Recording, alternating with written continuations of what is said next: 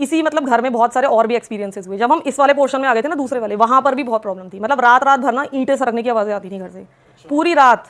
और जैसे दीवारें थी वहाँ की, तो अगर आप कंचा गिराते हैं तो पहले एक बार गिरता है, टप फिर टक टक टक टक करके रुकता है ना, ऐसी आवाज़ें दीवारों के अंदर से आती थी। और शायद हमें इतनी आदत पड़ चुकी थी ना कि हमें कुछ नहीं लगता था। डर तो लगता था हमें कि क्या हो रहा है दीवारों के अंदर, लेकिन इतना ज़्यादा हम पैनिक नहीं होते थे। हमें ना आदत पड़ गई थी। मुझे लगता है हॉन्टेड हाउस में रहने की भी आदत पड़ जाती है। अब तो शायद मैं नहीं रह सकती, लेकिन उस समय हम रहे 10 ईयर्स तक। और मेरी मम्मी ने घर नहीं बदला क्योंकि कॉलेज बिल्कुल बगल में था, सिर्फ इसलिए वो वहाँ सेट हो गई थी। उन्होंने कहा कौन इतना सारा सामान शिफ्ट करेगा, ठीक है।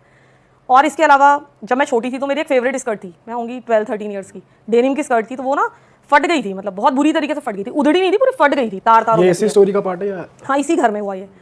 तो मैंने वो, मुझे बहुत पसंद थी, लेकिन वो फट गई, कुछ नहीं कर सकते थे, सिल भी नहीं सकते थे। तो मैंने उसको उठा के कपड़ों की अलमारी में पीछे की तरफ डाल दिया। 1-2 महीने बाद मैं ऐसी अलमारी साफ कर रही होंगी, कुछ निकाल रही होंगी, मुझे वो स्कर्ट मिली।